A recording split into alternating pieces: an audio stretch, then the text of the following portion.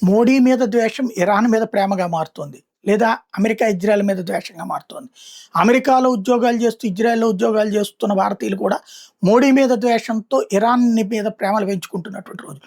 Iran చేసిన దాష్టీకాల్ని దాచేసుకుని America యుద్ధం చేసింది కాబట్టినే తప్పనేటటువంటి రూట్‌లో వెళ్తున్నారు తప్పించి, ఇప్పటికి గూడా ఇరాన్ గొప్పదిగా భావించేటటువంటి అమాయకత్వం ఉంది. వాస్తవంగా ఇరాన్ ఇప్పటికీ ఒక రకంగా ఫెయిల్యూర్డ్ వార్ సబ్జెక్ట్ అనమాట. 3216 బాలిస్టిక్ మిస్సైల్స్ వాడింది. 76 దేశాల్లో యుద్ధం చేసింది. ఇజ్రాయెల్ మీద దాడులు చేసింది, అమెరికా మీద దాడులు చేసింది, దుబాయ్ మీద అంటే అమెరికన్ బేసుల మీద, సౌదీ అరేబియా మీద చేసింది, దుబాయ్ మీద చేసింది, టర్కీ మీద చేసింది, సైప్రస్ మీద చేసింది, ఖతార్ మీద చేసింది, ఒమన్, కువైట్, బహ్రెయిన్, జోర్డాన్ ఇట్లా చేసింది.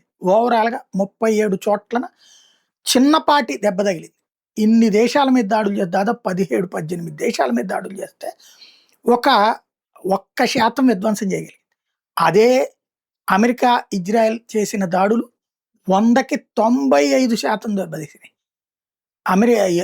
ఇరాన్‌కి సంబంధించిన నేవీ భారీగా దెబ్బతింది. సబ్‌మెరైన్‌లు దెబ్బతిన్నాయి. వాళ్ళ ఎయిర్ డిఫెన్స్ సిస్టమ్స్ మట్టి కొట్టుకుపోయినాయి. వాళ్ళ యుద్ధ విమానాలు సర్వనాశనం అయిపోయినాయి. అది తేడా. ఇరాన్ గెలిచినట్ట, అమెరికా, ఇజ్రాయెల్ గెలిచినట్ట.